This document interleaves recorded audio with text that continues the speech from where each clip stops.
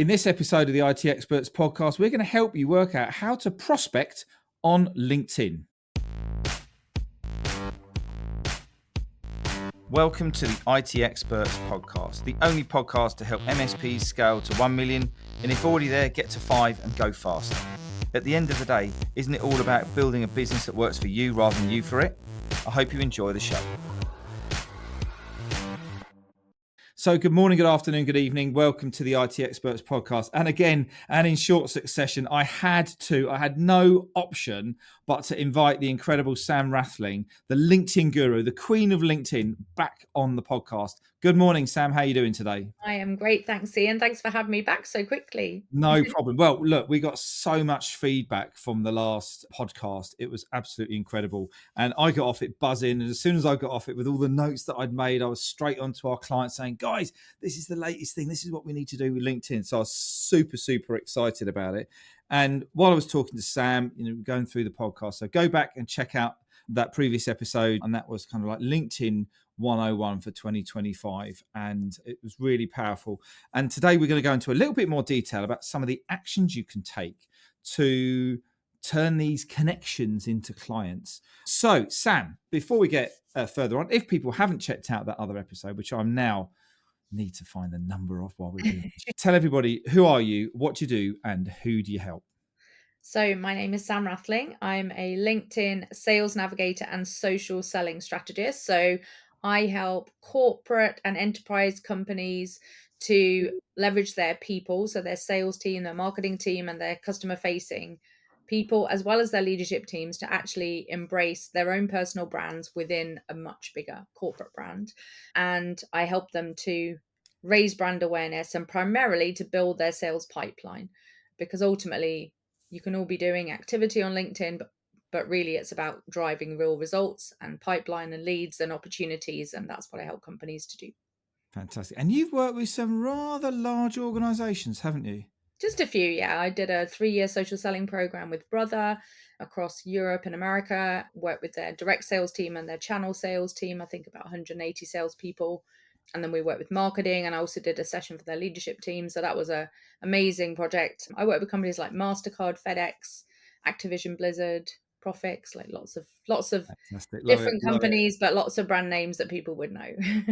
Lovely stuff. That episode is episode 214, which you need to go back and listen to. It's how to leverage LinkedIn, which was one I was just talking about, Sam. So go and listen to that first. Well, you can stay listening to this if you want. But the other thing as well, I have got a little treat for our vendors and our distributors today.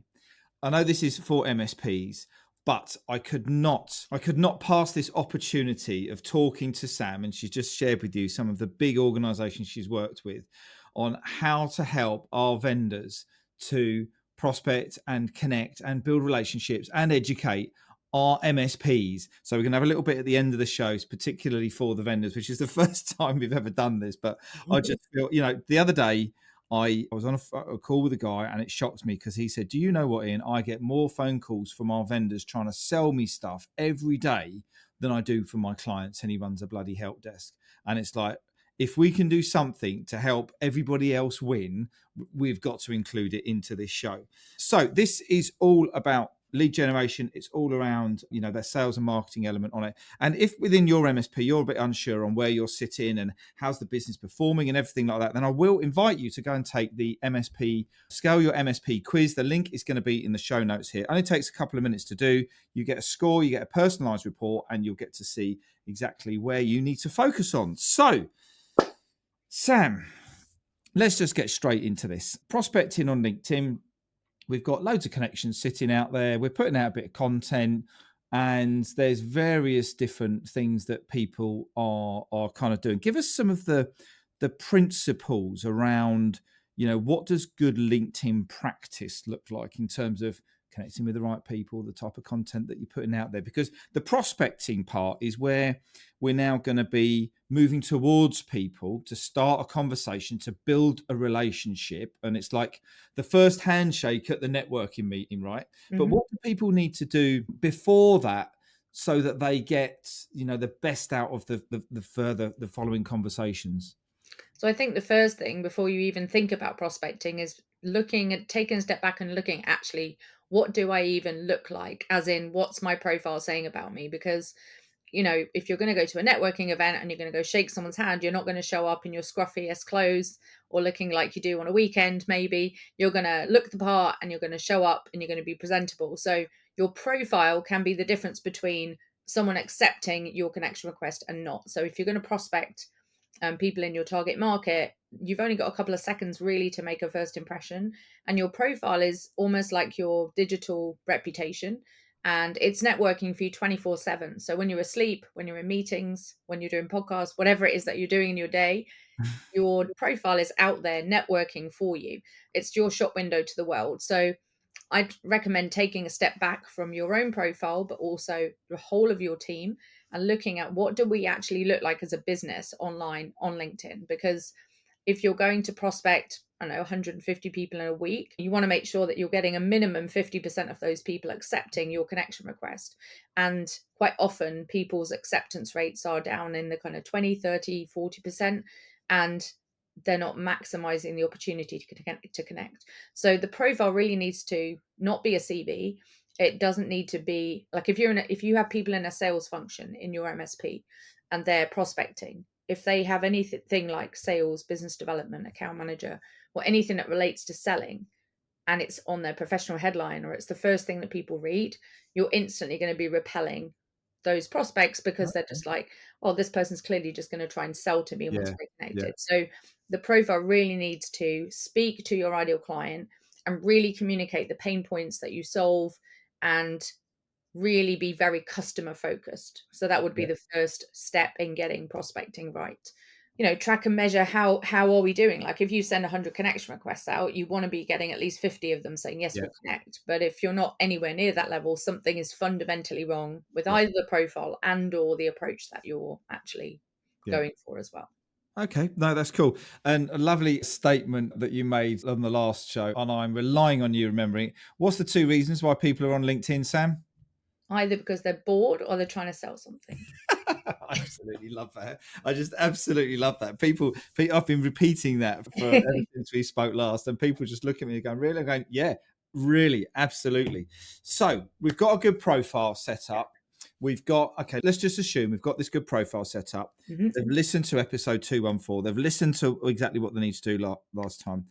We've got a clear target market.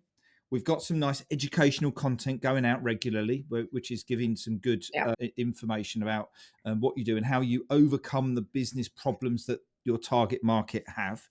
Now, let's talk about what is the difference between inbound and outbound prospecting, and why do we need to do both? So inbound is the one that everyone loves, right? It's where you're getting people coming to you saying, "Oh, I've been following you on LinkedIn. Can we have a conversation?" And it's great, but it's not reliable. As in, you can't predict how many inbound leads you're going to get this month, or this year. And you can't predict who they're going to be. You have no control over who it is that's going to reach out to you. So it's quite reactive, and it is quite often what a lot of people rely on.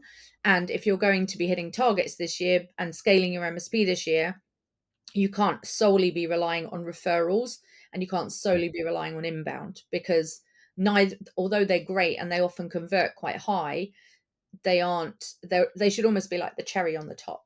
Yeah. So you also need to be doing the outbound activity, and outbound is where you're in control of how many new connections you are adding into your network, exactly who it is you're Mm-hmm. targeting, and you're in complete control as to how many, as to what that looks like. So if you know your numbers in terms of how many new leads do you need every month and how many meetings do you need to have every month, you can almost work it backwards and make sure that your outbound prospecting is aligned with your business goals.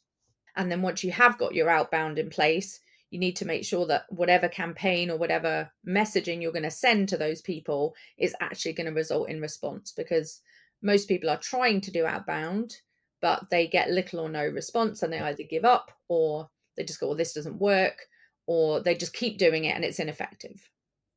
I know there is 100 ways to send a different message, but what are some of the principles on, on sending those messages to try and get people into a conversation? Because some of the horrific ones that I've heard is, "Hey, we're in the same group. Hey, I used to know you back in the day," or "Hey, what is the things that's working right now in terms of messaging?" So if you'd have asked me this question a couple of years ago or pre-lockdown, I would have said, always personalize the connection request Yeah, and make sure it's really tailored to the person. But now, actually, the best method of that first connection is to not send any note at all. You'll actually get a better acceptance rate by not sending a note with the yeah, connection request than sending one with it. And which is great from a time efficiency perspective. The reason being that most people assume that if you do write a note with your first message, that you're just immediately going to get pitched yeah, yeah, with the second yeah, one once yeah, you're connected. So you're better off to not say anything and actually just get the connection requests out and then use the first time you message them as the first chance to actually, start a conversation, because at least then they're in your network. And even if they don't respond to yeah, a first message, they're at least going to see your content. You're now connected to them. You've got an opportunity to nurture that connection yeah, over time. Versus if you send a note and they say ignore or they don't accept it, that's it. You've lost that opportunity altogether. So that would be the first thing, is to say that's current best practice. yeah, We're in early 2025. So that would be currently the best way to approach. The second step, once you have got the connection, is largely dependent on what outcome you want. So there are probably 7 different outcomes that you could have from a direct message. So one could be, well, I want brand building opportunities. So that could be, I want to be on more podcasts, or I want to get more speaking opportunities, or, brand building opportunities like that.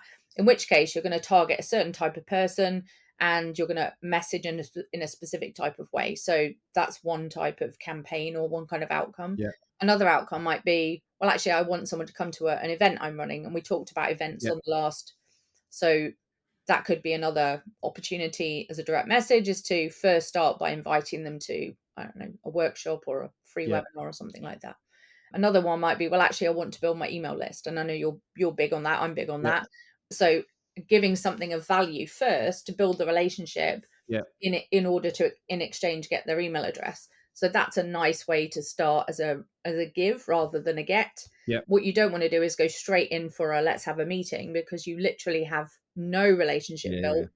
It's completely cold contact. And why is somebody going to give you their time, and which is their most precious asset, yeah, if they don't know who you are? So there are multiple ways to start a conversation, and you can ask intelligent questions. You can use pain points. There's so many different ways that you can approach a direct message.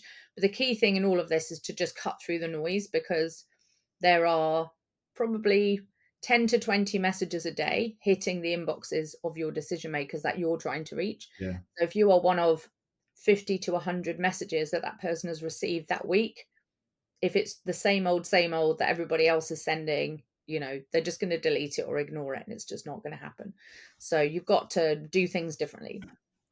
Do in-mails work? Whenever, you sort of see this in-mail, which is part of the Sales Navigator package, isn't it? It's kind of Yeah. like premium, where you can directly email, or connect with people who are not your first degree connections. I always sort of feel these are a little bit super, super salesy. Is that is Yeah. that your kind of view on that? 100% agree with you. Yeah. In my opinion, they just scream, I'm trying to sell you something. So I don't recommend using them. Even when I'm working with big companies that have paid a fortune for Sales Navigator for their teams, I still don't train salespeople to use in-mails unless they have met the person, know them, and they guarantee that they're going to accept, because it does directly impact your social selling index. If you get a Oh, minimum okay. 10%, if you get 10% minimum acceptance on in-mails, then that does help your SSI score. So I would only use an in-mail if I know for sure, like I've had a meeting with someone and I'm going to send them a follow-up connection request. I might use an in-mail to do that, because I know that they're going to connect with me. But other than that, I would never use them for prospecting, because they just scream, I'm going to sell you something. And if the person at the receiving end says, I want to ignore this in-mail, that person again is never in your world. They aren't Yeah, connected. They don't become a first degree connection. So you've again lost an opportunity to nurture that person in your network through your content and through your brand yeah. building. So So no, I don't like them. I'm not a fan. Sorry, And Link. is it best to use, because good old LinkedIn is so amazing. You've got two inboxes, haven't you? If you've got a team who are going through Sales Navigator and they're connecting with people on Sales Navigator, you can then have an inbox in Sales Navigator and then you have another inbox in your main LinkedIn. Is it best practice to use just the main one in LinkedIn, or what's your suggestion on that? I would recommend, if you're prospecting and you have Sales Nav, that you do all your prospecting and business development inside Sales Navigator, because it Okay. just keeps it all separately. It doesn't, sometimes they do kind of transition across into LinkedIn, which is a bit annoying, but from a time efficiency, you want to be building lists in Sales Navigator of your target market and then sending messages to those lists within Sales Nav, because you can then control that and manage the inbox much more effectively. And you kind of keep all your biz dev completely separate over there, all, which all is in all recommended. in one place. Yeah. And then, because then when you've got because the connection requests, those messages all come into your main inbox, don't they? Yeah, So so you've the got, person on the receiving end won't know the difference. So they won't know that you've sent a connect request from Sales Nav. They'll just receive it like a normal connection. It's important to keep it separate. If you are doing a lot, if you're in a business development function, or you're in a sales role, or you're a business owner that's responsible for selling, then it's much easier to keep it all separate over there. and that's one of the things that you help businesses with, is it understanding how to use Sales Navigator, how to Mhm. build the right list, how to talk Yeah, to those lists, what you need to do. And yeah, then you've got, I guess you've got the content and the activity on the social feed that then reinforces the exactly. brand and everything else. So it's easy, isn't it? Yeah. Crikey, that's just like so straightforward, isn't it? I don't know why we're making this so hard work. I It's really know, simple. so easy. Not.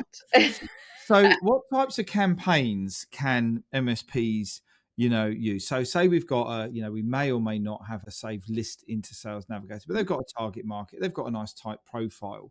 I know we spoke about some of the messages, but what's some of the successful things that MSPs and IT service businesses can use to attract and prospect into their target market? I think one of the key things is thinking, like, how can I actually add value to this person? Like, what are they going to respond to that's going to be useful? So you mentioned already, you've got your, at the beginning of the show, you talked about, if you're looking to scale your MSP, like there's Yeah, this free quiz that you can take, etc. So what is the equivalent for an MSP of that? Is it an audit? Is it a review? Is it something that's going to help? So think about what's going to actually add value and help your prospect, and come at LinkedIn with a giving mindset, not a getting mindset. So most people come to LinkedIn thinking, what can I get from yeah. LinkedIn? Like, how many people can I sell to? What can I get?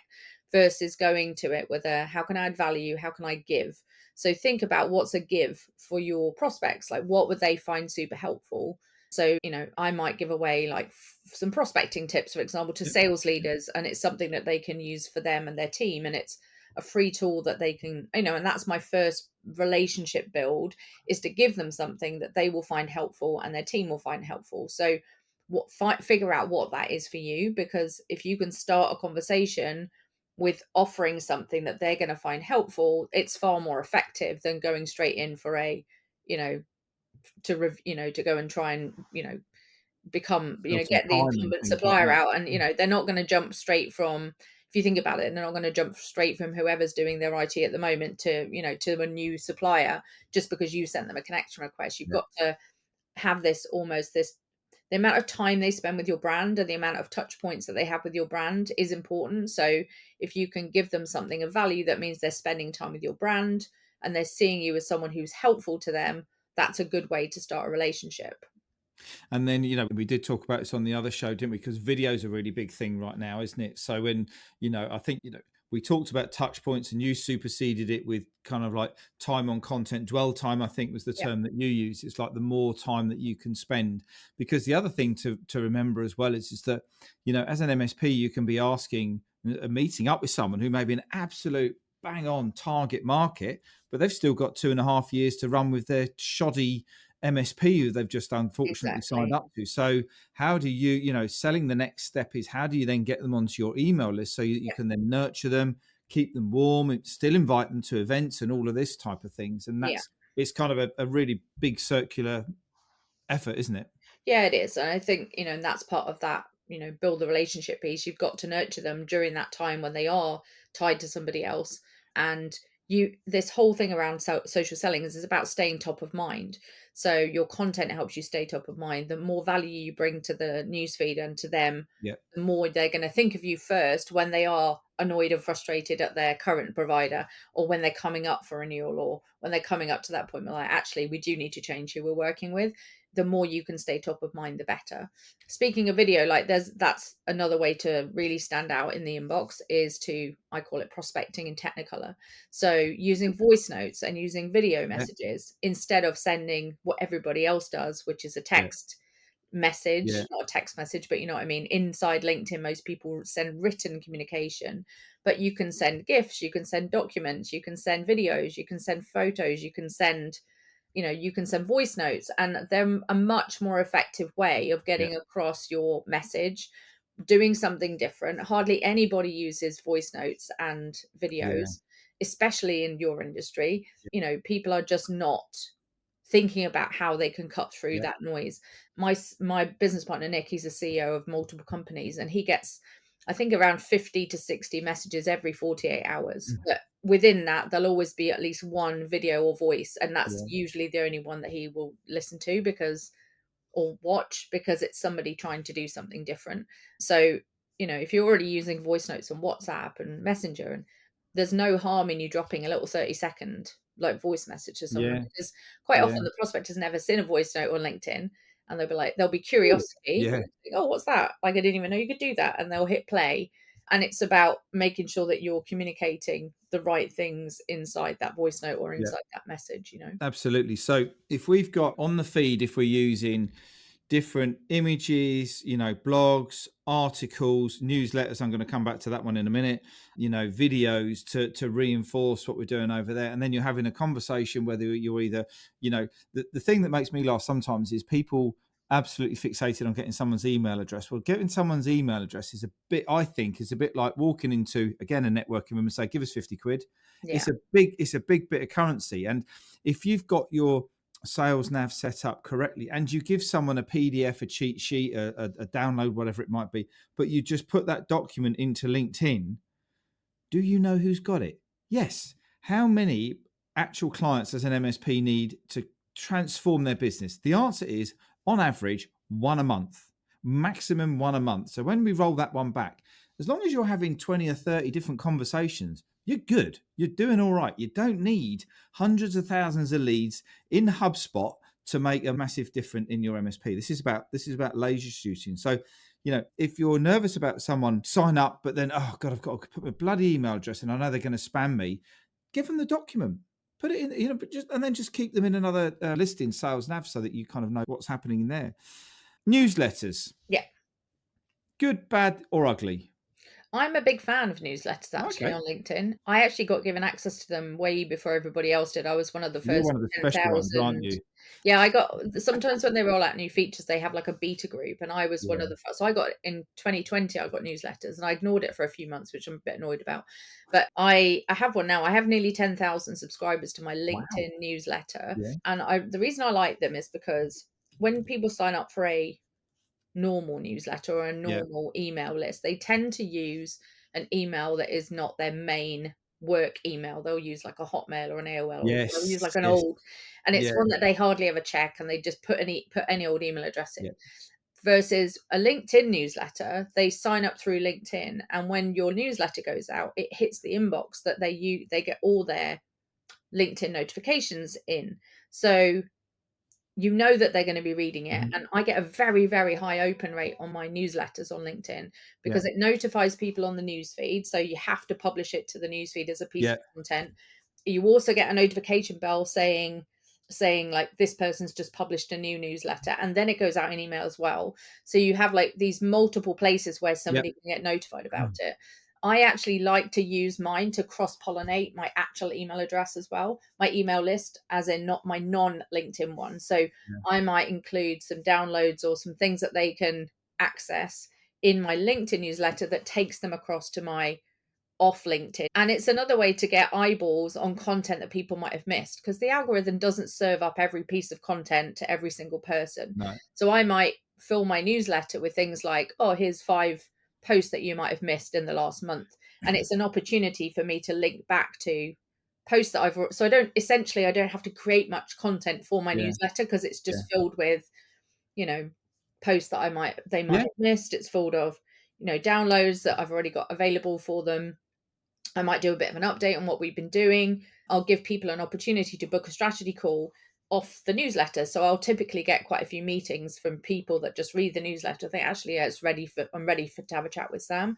So I find them quite good for lead generation, and I find them quite good for cross pollinating and I do it the other way as well. I make sure people on my actual list know that I've got a Yeah. LinkedIn newsletter. So I'm actually a bit of a fan. You can actually do them now from a company page. So you can do them as a person. So I have one that's like from Sam Rathling Yeah. called Social Selling with Sam. And I don't have one yet for my company page because I'm waiting for my followers to increase to a number where I'll be like, okay, I'm ready to publish one now. Yeah. But if you have a decent sized following on your company page, your company can also now publish a newsletter to your Oh, cool. existing followers, which people don't might not realize. No. So I actually like them. I think they're a Yeah. feature. How often would you do a newsletter? Is it a monthly thing, a weekly thing, or what's the best So frequency? I say that mine is monthly, but I don't get chastised by LinkedIn if I don't send one out. So mine's probably once every 6 to 8 weeks. Yeah. Realistically, I've probably done about, I think I'm on episode 20. Oh, not episode, but I'm on like edition 26. That's Yeah. the one. So I probably wasn't as, like, obviously with everything I had going on health wise last year, I didn't Yeah. Yeah. publish as many, but every 4 to 6 weeks is kind of what I aim to do. Or if I've got a big announcement, like if I've got a book coming out or I've got something, that list is very loyal, subscribed people. The Yeah. first time you publish as well, which is another thing I love about it, is that your edition goes to every single follower you have. So the first time you publish a newsletter, let's say you've got 5,000 connections, every single one of your 5,000 connections will be reminded that you exist and will be invited to subscribe to your newsletter. So you can pick up probably 1,000 subscribers just from your first one. 20% of the people that you publish to, you'll pick up probably 15-20% immediately just because people follow you and they know who you are. So you're not starting from scratch. And then every time you make a connection, so back to prospecting, when you connect with someone, they're also invited automatically to subscribe to your newsletter. So if I connected with you and we weren't Oh, okay. connected, I Yeah. say, "Oh, hi," you'll accept my connection Yeah. request, and automatically you'll be invited to subscribe to my newsletter. So it can grow organically without you having to build the list. Good. I'm glad I asked. I think that There you was go. that's Oh, I quite like them. I'm a quite big fan. quite a good thing. And I think what you've just, reinforced as well is that there's not, it's unlikely that you're going to put one post out on LinkedIn or one email and someone's going to come along and go, yes, I'll buy what you need. And I think, going through the different direct messaging, the connections, the content, the email, I was talking to someone the other day and someone said, well, how do you measure marketing these days? And it's like, well, it's really hard because at the top of funnel, there's so much stuff and noise and platforms and everything that's going on. It's kind of, you need as much and as many and and as varied as possible to stay ahead of everybody else, and then having that compelling messaging and that compelling reason to get in contact with you, and for want of a better phrase, a smack in the face moment to go, oh my god, what they've just said to me, I need what they do, let's have a conversation. Yeah. And then it kind of goes in from there, doesn't it? Yeah, exactly. And I think, obviously with the kind of length of sales cycles that you're dealing with as MSPs and the fact that Yeah. they're already, majority of the people you're contacting are already buying what you sell, but somewhere else. Yeah. So I think it's just about really pulling in on those kind of what are the frustrations and pain points and Yeah. challenges that they're probably having with their existing Yeah. provider that are going to just be really frustrating and annoying to them, Yeah. and really tapping into like how easy it is for someone to transition and change. So Yeah. I think a lot of people are reluctant to change. So I think it's a massive upheaval. So doing a lot of education on things like that. So I Yeah. have an article that's like 10 things to look for when you're hiring a LinkedIn and social selling expert. And of course, it's like 10 things that I know I tick the box on, Yeah. but I would be putting out content that's very Yeah. educational around, the 10 things to consider when you're changing, When you're like when moving. you're changing IT provider, or Yeah. I would just be putting tons of high value, helpful content out there that people go, wow, this person really is giving me tons, and they're giving me way more than my current provider, Yeah, and I'm yeah, not even paying yeah, them. Do you know what I mean? It's yeah, that almost that I yeah, always want to make sure that my free stuff is way better than everybody else's paid stuff. yeah. So if you think about how you come up with content or the types of helpful things you could be writing about or you could be educating on, and think, well, this is just basic stuff that everyone should be Yeah. giving their clients anyway, but maybe they aren't getting it from their existing provider. No, and that is one of the things that we hear is that if you do exactly what Sam's just said, crikey, you should, it's almost like you've been sitting on a fly on the wall in the office in here, Sam, actually, and you give them that value, because what you want them to do is you want them to go, I'm not getting that. My current MSP doesn't do this. This doesn't work like this. This doesn't work like that. So, Sam, absolutely amazing. Right, let's change direction for a little bit. Let's help the vendors out here. Right, so you've just given some really great principles around some of the prospecting tactics here for MSPs to go and find their customers and their clients. Let's help the vendors out a little bit here. So, there is a perception in the channel that you just ring people up and they'll buy stuff from you, and that's kind of like the way it goes. More and more, I talk to vendors quite a lot. More and more, they are all saying the right words, and the words are: we want to build trust in the community. We want to help MSPs to understand, how they can grow their businesses, overcome their problems, blah blah blah. And obviously, if we can use our technology. So I think that we've got this movement now where a lot of the marketing and a lot of the business development people at the top are starting to get it, but the salesmen who are on targets, and I know, do you know what, we might be going down a rabbit hole we can't fix here, but I'll be very, very surprised. But the salesmen are still brash. Buy this stuff, buy that stuff, buy this stuff, buy that stuff. How should, and these are large corporate businesses. Yeah. How should a large corporate business use LinkedIn and the fundamentals for what they need to do in 2025 to win more businesses from MSPs? So I think the point you made there is that a lot of the people that are selling on behalf of these vendors are acting and looking like salespeople. So the first thing I would recommend that they do is not do that.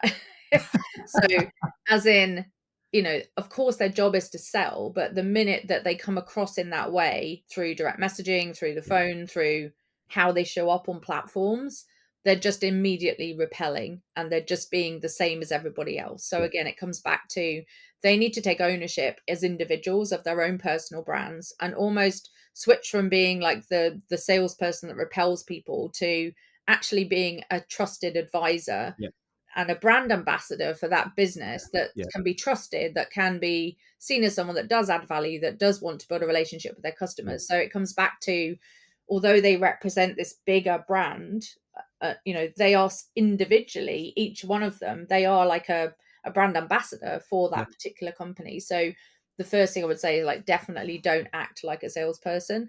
They need to really think about, okay, how do I want to show up?